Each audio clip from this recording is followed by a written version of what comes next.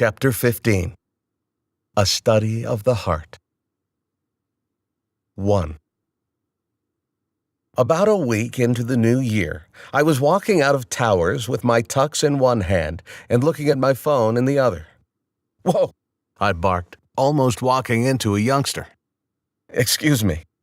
The kid was sitting cross-legged on the sidewalk in front of the shop, directly in the center of the already scarce walkway, because of the clothing racks that the consignment store had pushed outside as part of their 2-day sidewalk sale that seemed to miraculously last year-round.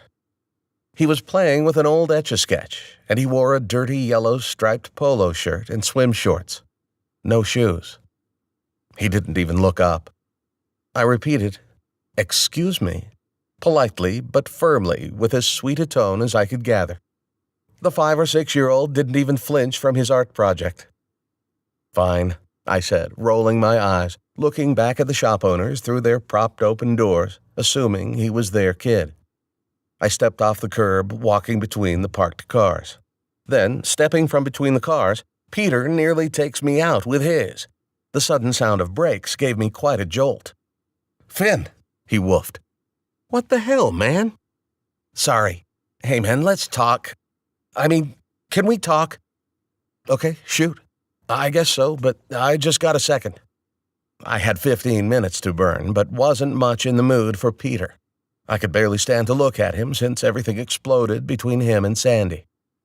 I put my tux in my car, locked the door, and stepped into Peter's always spotless car. He always claimed that the purpose was to impress potential clients. In hindsight, I wonder if it wasn't young girls he was trying to impress. But because it was Peter, giving him hell was always required. I pretended to be afraid to touch anything.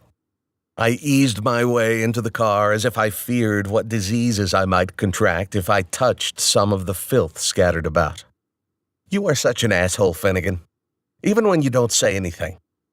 Still, he sat shaking his head in amazement as he witnessed my fantastic performance. "You don't take clients out in this mess, do you?" I said as I shifted my feet around, pretending there was trash in the floor. Finally, judging by the look on his face, I realized my time was valuable to him. So I just jumped to the point. "So what's up?" With sudden doubt in his face, he said, "Maybe we should wait." "Wait for what? You're the one all urgent, stalking me, wanting to talk right away." "I didn't say right away." "What do you want, Peter?" "Okay, so a couple weeks ago I came over to your house." "Uh-huh," I nodded. "Anyways, I'm sorry." "For what? You didn't do anything?" "Okay." "No, seriously, man, it's no big deal. Finn, I yelled at you in your own home." "Forget about it, Peter." I was coy and relieved that my old friend would want to rebuild this bridge. "I know you're going to laugh at this, what I'm about to say." "Laugh?" "Yeah, it's Sandy. She's given me an ultimatum." I was genuinely curious. "I won't laugh. I promise." I meant it. "Along with our weekly counseling, there's this men's group that she wants me to meet with." I waited, and I knew to what he was referring. Men's group was something I'd only heard through Nora and her father. Nora, more than once, had hinted to me that St. Paul's Baptist men were getting together for this over here or getting together for that thing over there. I guess they're studying something about being a good husband and father for your wife and children. "Doesn't sound so bad," I said outwardly. "Dude, you definitely need that," I said inwardly. "So you'll go with me?" His eyes lit up. My face jerked. I then realized that him telling me of what Sandy wanted wasn't what he was getting at. "No, Peter, that's not what I meant. Come on, please. Just this first time." "First time?" "It's a series." "A series?" "It's once a week until kids are let out for summer vacation." "I do not want to commit to a series, Peter. How about first time only?" "Okay, that would be great. First time only." He looked elated. "And I'm not talking about personal stuff. So don't." Peter sat there, still begging me with his eyes. His face still looked desperate. "Why are you staring at me like that? What else is on your mind, Peter?" I asked, worried about what else he might say. And it dawned on me. Wait, when is this? Tonight. Tonight, I bellowed. At 7:30, at the church, St. Paul's. I grabbed the door handle and pulled. The door popped open and I pushed. All right, I'll see you there. I owe you. It's okay. See you tonight. I pushed the door closed. Hey, how'd you know where I was? I yelled through the closed window. He looked at me, smiled, and drove off. Peter! Hey! How'd you know? I watched him leaving the parking lot. Then it dawned on me. Nora. I just stood, gathering what just happened, that I had just been a pawn in the chess match of someone else's unfortunate marriage. I looked toward my car. The kid was still there on the sidewalk, except he was just staring at me. I waved, but he returned to his artwork. 2. That afternoon, I walked through the front door and made it to the kitchen before I was greeted by a beautiful and happy child. Hey, Daddy. Hey, baby. How was school? There's no school. It's Christmas break. Oh, yeah. No school. I laughed, too, and kissed her nose. What were you up to today, since you didn't have a fun math test to do? She laughed. Me and Darcy are making notes on the trash men. Making notes on what? The trash men. I thought that's... What does that mean? Who are the trash men? The trash truck men. They pick up our trash.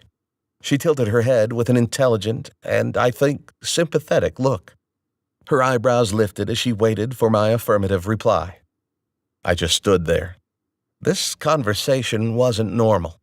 It's not the conversation a person is supposed to have with their 6, almost 7-year-old daughter. Why would you be doing... Cassidy stepped up on the step stool to retrieve a glass from the cabinet. Darcy says that the trash men are operatives working for the government, collecting our garbage and then looking at it so that they know what we're up to. Operatives, I corrected. What we're up to, huh? Yep. Anyways, we've been keeping an eye on them, she said, as she pulled the pitcher of Kool-Aid from the fridge. The guy on the back of the truck was the same guy as last week, and Darcy says the other last week, too. You don't think that's normal? For the same trash man to work on the same truck, on the same route? I entertained, trying to challenge her. I helped balance her pour as she poured. That's enough, sweetie. Maybe, but that's what they want. They want to look normal. What's a route? She tugged at the door to return the pitcher. Hey, baby, I thought I heard you, Nora said as she entered the kitchen. She kissed me and then pinched Cassidy's cheek, saying, Are you sharing your conspiracy theory? Then she stood up straight, fidgeting with her earring. This damn hoop. She turned and walked back toward the bedroom. Where are you going? I asked. She turned to me, giving me a curled lip. I'm not falling for it, honey. You ask every week. Then continued her walk to get ready. Oh, yeah, church. I'd not forgotten. In fact, I'd been a little stressed about it throughout the day. I was wondering, what should I wear? Should I bring my Bible? I'm going tonight, too. Nora stepped back out, staring at me, her earring finally in place. She gleamed success, then expressed confusion. Oh? She was coy. I was sure she already knew, and I was sure that she thought I'd figure a way out of it. I called her bluff. Okay, Nora, stop. I know you must have told Peter where to find me this morning, that he needed to catch me before getting to the office, and that a phone call would make it too easy for me to say no. What do you mean? Her growing grin was hilarious. Her face turned a shade to the red. Wow, you must have been thinking about this all day, she conceded. Do I need to bring my Bible? Might be a good idea. Can't hurt. Daddy, you're coming too? Cassidy said, looking over her glass as she took a gulp. It was hard to tell if she was in the know.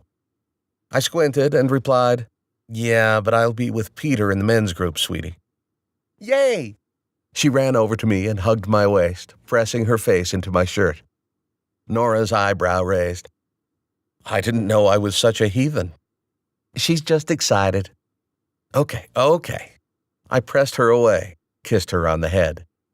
I'm going to put on some jeans and find that book. 3.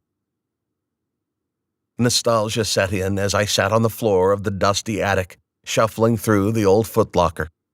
There you are. Grabbing the cover and the first dozen or so pages, I tugged the old book out from under a small mountain of junk that smelled of mothballs and olive drab dye. As I pulled, I worried I'd split the spine. After a slow, easy pull, it popped out. A folded piece of paper fell onto my lap. A confession that would give any sane person dreams filled with terror fell from the pages of judgment, revealing itself once again to the friend whose main goal in life is to be normal. I didn't open it. I didn't need to. The paper, what was in it, acted as a pickaxe at the base of a weakened dam. It wasn't even the confession of Troy's wicked act that caused the flood to burst forth. It was but a little assumption that Troy had written in that dark letter that spoke from a hiding place within my heart. I'm leaving it in your Bible because it seems that would be the first place you'll look. I shoved the letter back into the pages and closed the book.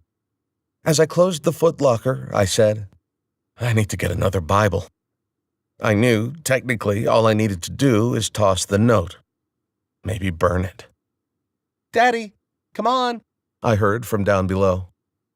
Coming. 4.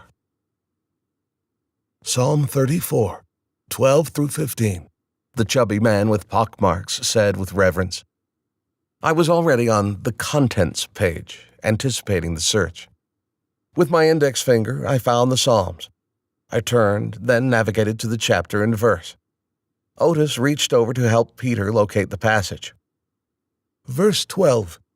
What man is he that desires life and loves many days, that he may see good? Keep your tongue from evil and your lips from speaking guile. Depart from evil and do good. Seek peace and pursue it.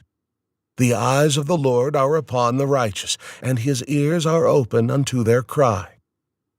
I felt a step behind with all the different thoughts presented that night.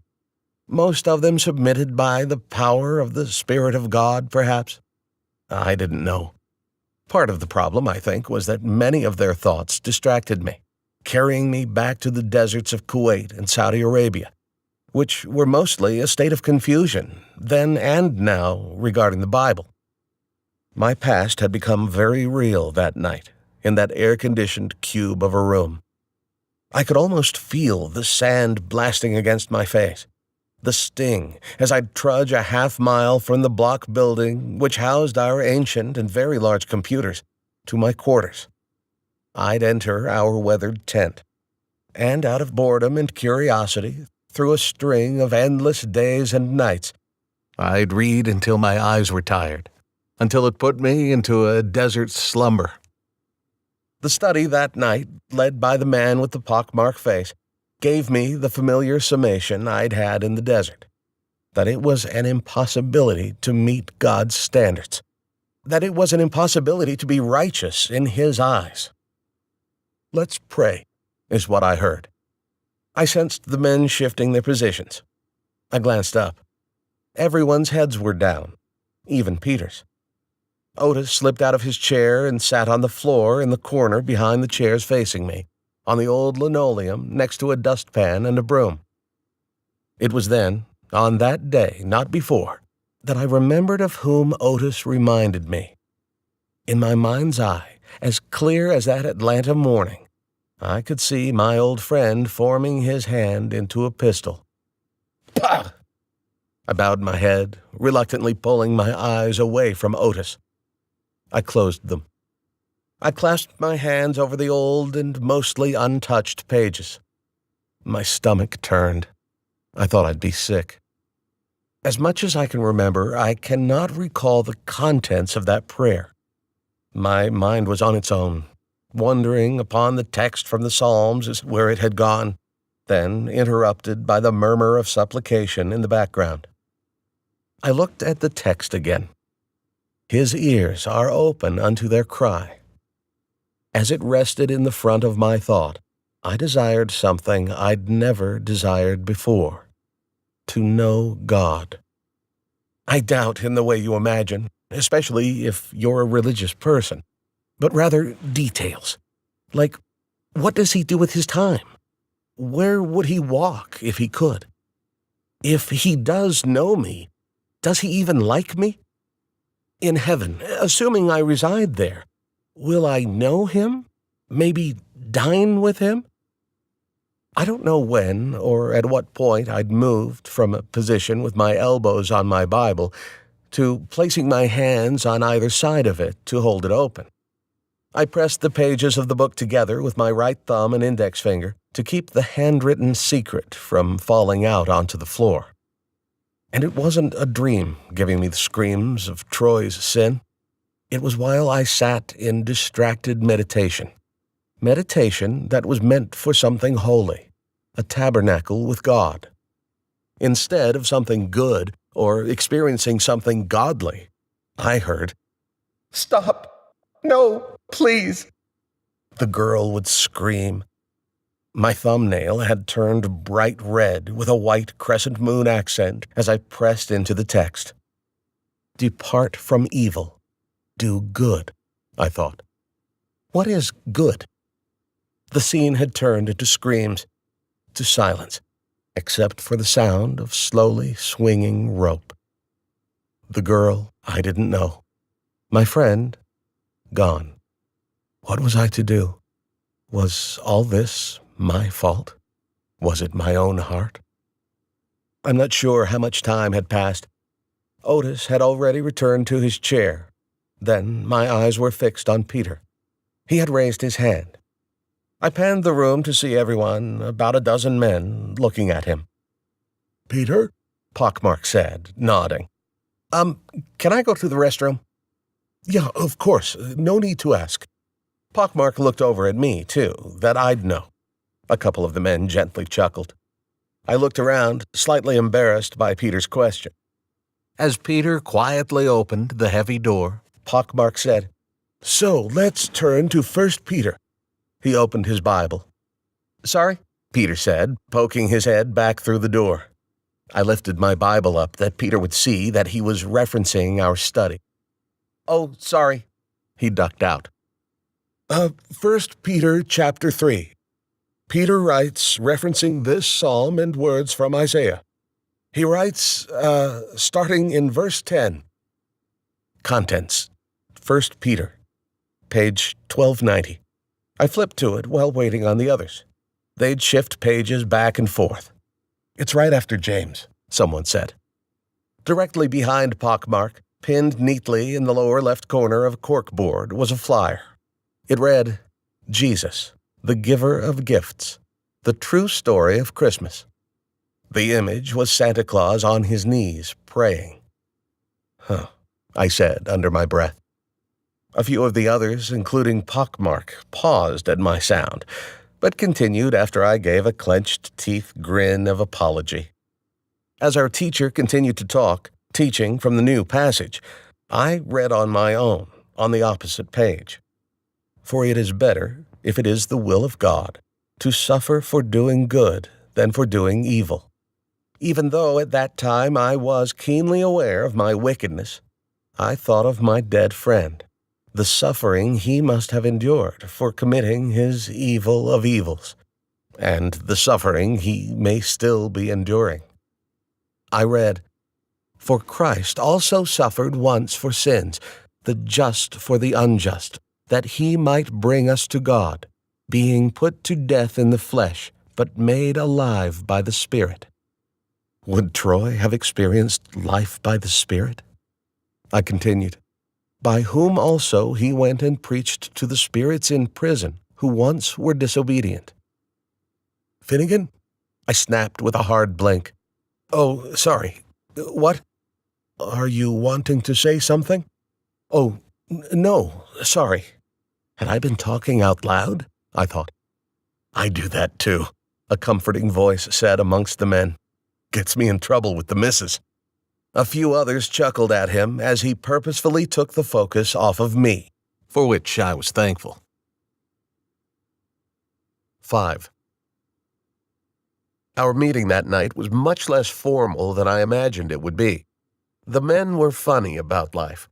However, I supposed that they were serious about the God they served.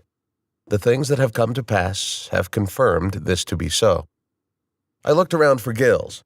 He seemed engrossed in a conversation on the opposite side of the room. A man with a face made of leather approached. Name's Leo. His handshake was bone-crunching. I tried not to let it show on my face. You were a military man, he said with confidence. I knew not to ask how he knew. As a military man, I'd discovered throughout my adult life, you just know. It's small things, a phrase, the way you stand, the way you keep your clothing. Yeah, I'm guessing you too, I replied. Always faithful. Oh, Marine? I straightened my posture a bit, then slapped him on the shoulder. Ordnance, U.S. Army, Benning, Desert Storm. Billy boy, we got another vet. Leo motioned him over. Billy was an infantryman. You know, I went to Benning for a minute. For what? Billy entered the conversation. Hey, I've seen you before. His hands were busy as one held his coffee, the other a pastry. His right hand was missing an index finger, but he was comfortable with it, evidently. And Leo, you know, once an infantryman, always an infantryman. We've met? I asked Billy, not recalling how I'd met him before. Leo, uninterested in our small talk, reinserted himself. I was up there for jump school. Oh, yeah. There were several Marines in our stick when I went through jump school. They weren't too crazy about marching with soldiers, though. They didn't like the bebop. We all laughed.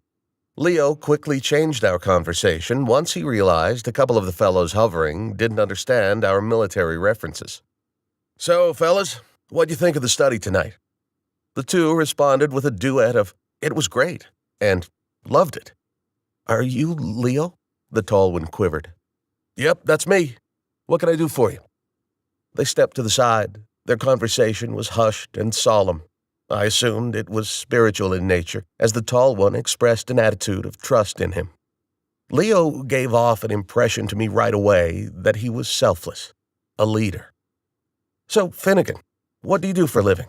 Billy asked.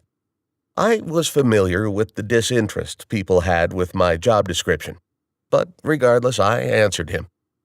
I watch money for GPA. Their faces hovered for a moment. Then I added with humor in my voice and lifting my eyebrows for effect. From a 6x6 gray cubicle, even. He forced his face to look engrossed, completely missing my delivery. Interesting work? Billy asked, just as the other man laughed. I smiled at the man, then answered Billy.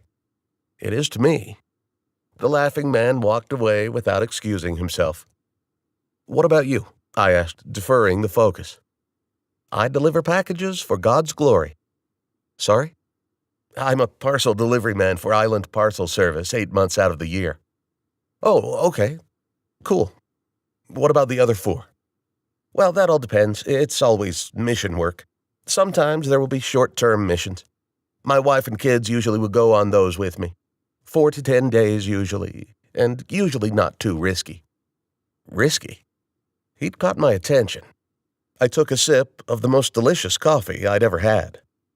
The rest of the time, it's usually to a place that isn't a glorified vacation, if you know what I mean. He nudged my elbow with his as he crammed the last of the flaky pastry into his mouth, completely unaware of self. He chewed a couple of times and forced a swallow. Brother, I fly small planes for different churches and mission boards that are scattered all over his creation. His description sounded like he'd said it many times before, more like a commercial than bragging, to get food and supplies to remote areas. Oh, like humanitarian work? Wouldn't say that. Nope, wouldn't say that, another voice joined. Anyways, Billy tried to continue, but to no avail. I'm Alan. I spotted Alan before anyone that night. He fit the part of what an outsider would guess a St. Simon's Islander would look like. His hair was shoulder-length and sun-bleached. Clean, not grungy. He was the odd one in the bunch in comparison. He didn't quite fit into the put-together and responsible Christian man persona that was so popular in that room. Finnegan. He was a half-step too close to me. I could smell his breath as he asked, "Army boy too, huh? Otis told me. Me and Billy are infantry. What do you do?" His thick New England accent surprised me. I'd heard him say a word here and there throughout the lesson, but I'd not picked up on the undeniable language identity he owned. "I was, Alan, back off a little bit," Billy rebuked. "You're going to scare him off." There seemed to be a tone in Billy's voice that lacked respect for Alan. Alan took a short step back. I was glad. Even though Billy looked to be the youngest there, fit and only a slight sign of crow's feet at the edge of his eyes, he seemed to have an authority about him. "Are most people here ex-military?" I asked. Billy replied, "No, not at all. We just tend to cluster together sometimes, I guess." I could tell he was counting as he looked around. "Well, you know what? Maybe half of us here are, aren't we?" Huh. I reached back to Billy's statement. "So you were saying you did, you said that what you did wasn't humanitarian work? Isn't delivering food and supplies humanitarian work?" "Well, I suppose humanitarianism fits within what we do, under the umbrella of missions, I guess. Just the goal isn't the betterment of humanity. It's for the glory of God." I felt a bit lost in the semantics of the purpose of the mission of which he spoke. It seemed like double talk. He continued, "The food and supplies aspect of our missions is both literal and figurative. Our purpose, regardless of who we're working with, is to ultimately show these people Jesus Christ. Know what I mean? He is all the spiritual sustenance any man or woman needs. But," he glanced over to Alan and back to me, "unfortunately, many places on this earth forbid the truth to be spoken, sometimes by the law of the land and sometimes by the law of religion." I was aware of the puzzlement on my face, and I was also mindful of the fact that he'd picked up on it. "You see, the places I usually fly into are especially hostile toward Christians. The name Jesus, that name, is hated. And if the world hates you, remember it hated me before it hated you," Alan injected energetically. "Or something like that." "That's right, Alan," Billy said with a governed smile. "So you want to be hated? Is that what I'm gathering?" I asked. "No," Billy and Alan simultaneously replied. Alan continued with, "Don't be an idiot." That was the moment that I'd made up my mind about Alan. I did not like him, and my gaze of disdain had to have been obvious to any onlooker. Only it wasn't apparent to Alan. He was oblivious. After a deep and frustrated breath, Billy expounded, "It's not that a Christian should want to be hated, Finnegan. It's that being hated doesn't separate us from the Lord, nor is it the determining factor of whether our actions are good or not, holy or not. Being hated for his name's sake is not just okay, it's expected." He paused and waited to see if Alan wanted to speak. Then he continued, "Finnegan, do you mind if I ask you a personal question?" "No. Are you a believer? A believer in Jesus?" I could feel Alan's head turn from Billy to me. "Me?" He was looking right at me as I responded. I don't not believe. Sorry, I must sound as if I'm judging you. Everyone in their lifetime has the time they didn't believe. For some, the time is short. For others, it's their entire lives. The Lord brings us through many ways, Finnegan, to show us the truth of himself.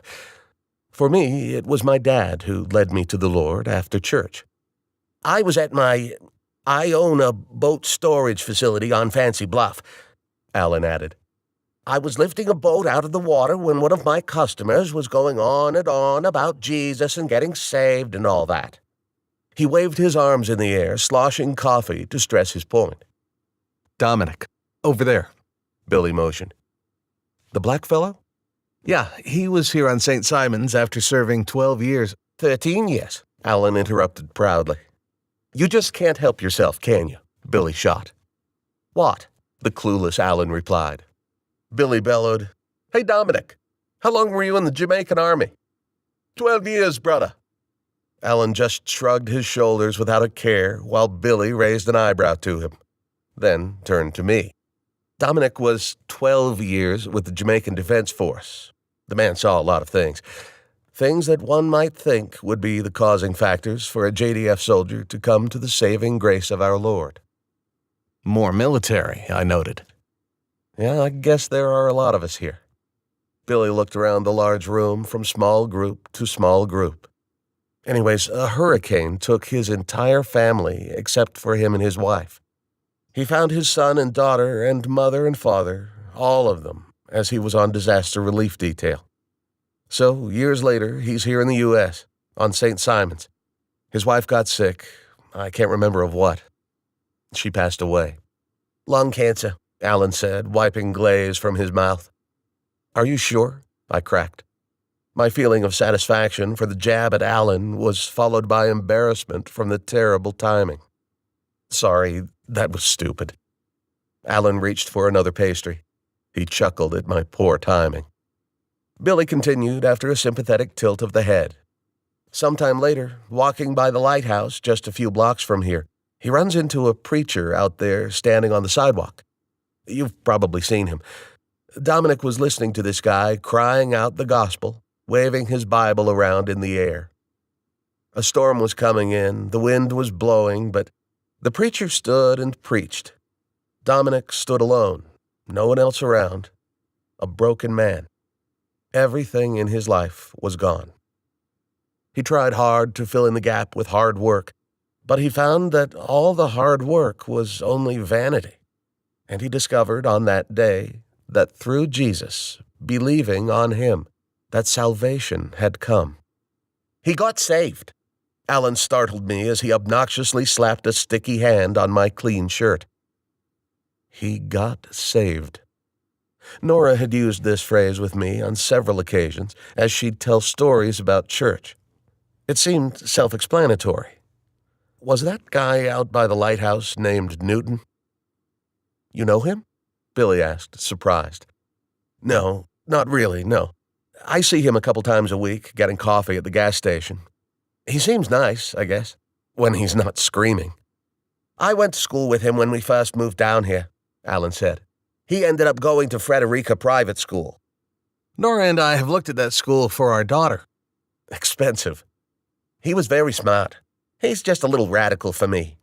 I think he scares people away, mostly, with the way he screams. Billy chimed in, opposing this opinion. Oh, but Alan, that's precisely my point. Not everyone will get saved that way. People listen and understand in many different ways. I jumped in, enjoying the philosophical direction of the conversation. I agree with that, I think. Honestly, many times I've thought, why don't all Christians preach like Newton? Silence. They waited for me to continue. I mean, I don't understand how someone claims to be a Christian, and they act exactly the same way I do. There's me, not a Christian. Then there's Jesus Christ. Who are they most like?